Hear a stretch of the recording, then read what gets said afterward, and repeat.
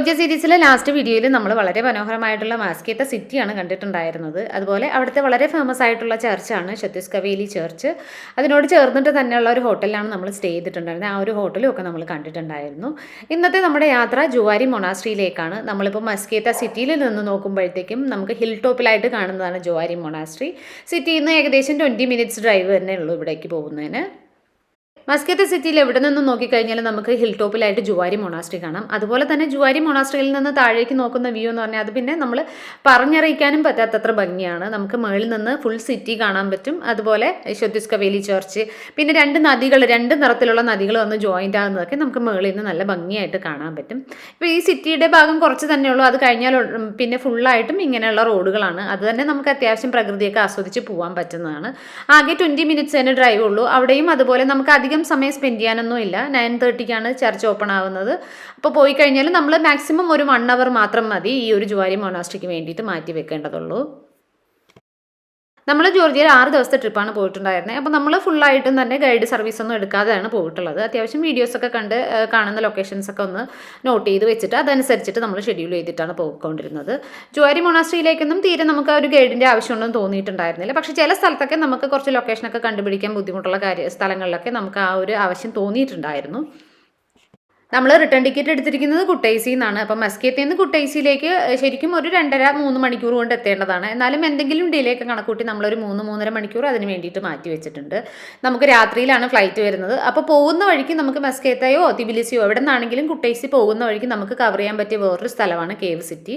അവിടെ ഉപ്ലസ്കി എന്ന് പറയുന്ന ആ ഒരു സ്ഥലം കൂടി നമ്മളൊന്ന് കവർ ചെയ്ത് പോകാമെന്നാണ് വിചാരിക്കുന്നത്. അപ്പോൾ രാവിലെ തന്നെ നമ്മളിപ്പോൾ ഹോട്ടലിൽ നിന്ന് ചെക്കൗട്ട് ചെയ്തിട്ടാണ് ഇറങ്ങിയിരിക്കുന്നത്. ഇനി ജുവാരി മൊണാസ്ട്രി, പിന്നെ നമ്മൾ പോകുന്നത് കേവ് സിറ്റി, പിന്നെ എഗെയിൻ നമ്മൾ കുട്ടൈസിൽ എത്തിക്കഴിഞ്ഞാൽ മാറ്റുവെല്ലി കന്യോൺ, അതും 1-1.5 മണിക്കൂർ കൊണ്ട് നമുക്ക് കംപ്ലീറ്റ് ചെയ്യാവുന്നുള്ളൂ. ഇത്രയാണ് നമ്മുടെ ഷെഡ്യൂളിൽ ഈ ഒരു ദിവസത്തേക്ക് വേണ്ടിയിട്ട് പ്ലാൻ ചെയ്തിരിക്കുന്നത്.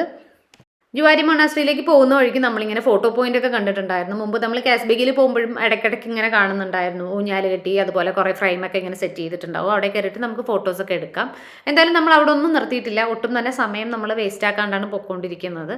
പിന്നെ രാവിലെ ആയതുകൊണ്ടാണോ എന്നറിയില്ല, ഞങ്ങളൊരു 9:30 ഒക്കെ ആവാറാകുമ്പോഴത്തേക്കും ഇവിടെ എത്തിയിട്ടുണ്ട്. തീരെ അവിടെ ഒന്നും ആൾക്കാരും ഉണ്ടായിരുന്നില്ല. നമ്മളിപ്പോൾ ഓൾമോസ്റ്റ് ജുവാരി മൊണാസ്ട്രിയുടെ അടുത്ത് എത്തിയിട്ടുണ്ട്. ഇവിടുന്ന് ഏകദേശം ഒരു 750 മീറ്റർ തന്നെ കാണിക്കുന്നുള്ളൂ. എങ്കിലും ഇവിടേക്ക് എത്തുമ്പോഴത്തേക്ക് അത്യാവശ്യം റോഡ് നന്നായിട്ട് ഇങ്ങനെ വളഞ്ഞു പോകുന്ന റോഡാണ്.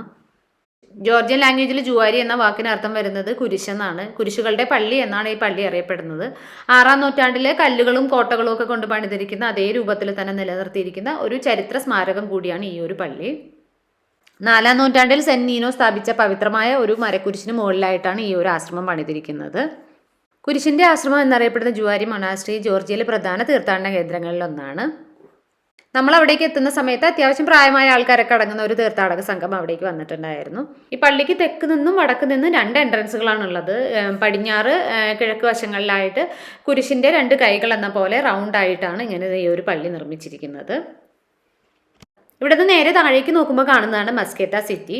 ഇവിടെ ഇപ്പോൾ 2 നദികൾ സംഗമിക്കുന്നത് നമുക്കിവിടെ നിന്ന് കാണാം. അതുപോലെ ആ മുന്നിൽ കാണുന്നതാണ് ഷത്തീസ്കവേലി ചർച്ച്. സാധാരണ തീർത്ഥാടകരൊക്കെ ഷത്തീസ്കവേലി ചർച്ചും അതുപോലെ തന്നെ ജുവാരി മൊണാസ്ട്രിയും ഒന്നിച്ചാണ് വിസിറ്റ് ചെയ്യാറുള്ളത്. ഇനി നമുക്ക് പള്ളിയുടെ ഉൾഭാഗത്തേക്ക് പോവാം. നമ്മൾ ചെല്ലുന്ന സമയത്ത് അവിടെ പ്രെയർ നടക്കുന്നുണ്ടായിരുന്നു.